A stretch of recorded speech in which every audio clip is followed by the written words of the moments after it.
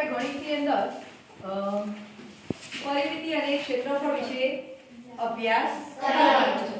પરિમિતિ તમે આગળના ધોરણની અંદર શીખીને આવ્યા છો કે પરિમિતિ એટલે શું? તો પરિમિતિ કોને કહેવાય? બધી બાજુના માપના સરવાળાને શું કહે છે? પરિમિતિ કહે છે। ક્ષેત્રફળ કોને કહેવાય?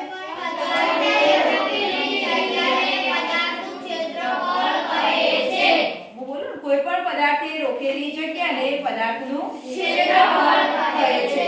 આગળના ધોરણની અંદર તમે ચોરસની પરિમિતિ, લંબચોરસની પરિમિતિ, સમબાજુ ત્રિકોણની પરિમિતિ અને વિષમબાજુ ત્રિકોણની પરિમિતિ શું કરીને આવેલા છો? શીખીને આવેલા છો। એના જે સૂત્રો હતા કે ચોરસની પરિમિતિ, તો ચોરસને કેટલી બાજુઓ હોય? 4 બાજુ હોય। તો પરિમિતિ તો 4 બાજુના માપનો શું કરીએ આપણે? સરવાળો કરીએ। તો એના પરથી ચોરસની પરિમિતિનું એક સૂત્ર બની જાય તે 4 ગુણ્યા લંબાઈ। તો ચોરસની પરિમિતિ બરાબર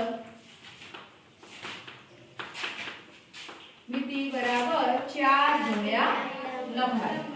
તો એ જ રીતે આપણે લંબચોરસની પરિમિતિનું સૂત્ર ફરીવાર યાદ કરી દઈએ કે લંબચોરસની પરિમિતિ બરાબર, તો લંબચોરસની અંદર સામસામેની બાજુઓના માપ કેવા હોય?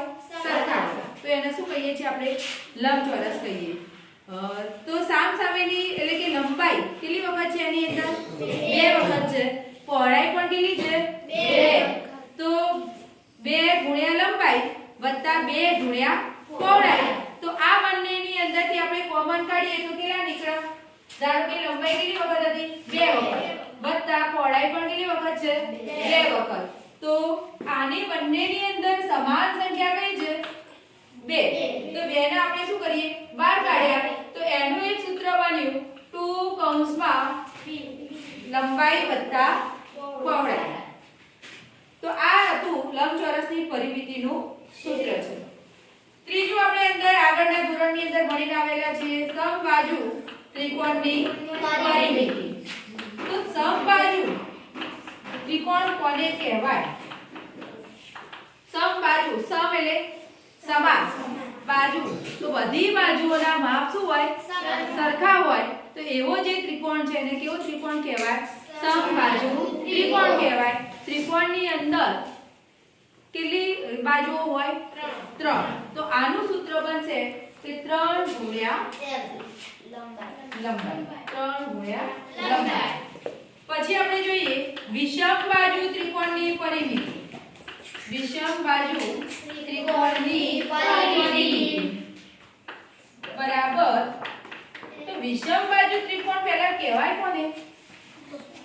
જે ત્રિકોણની એક પણ બાજુનું માપ સમાન નથી, તો એવા જે ત્રિકોણ છે એને કેવો ત્રિકોણ કહેવાય? વિષમબાજુ ત્રિકોણ કહેવાય। તો એની અંદર એક પણ બાજુનું માપ સમાન નથી, તો આપણે એની જે 3 બાજુઓ છે એ 3 બાજુઓનો શું કરી દઈએ?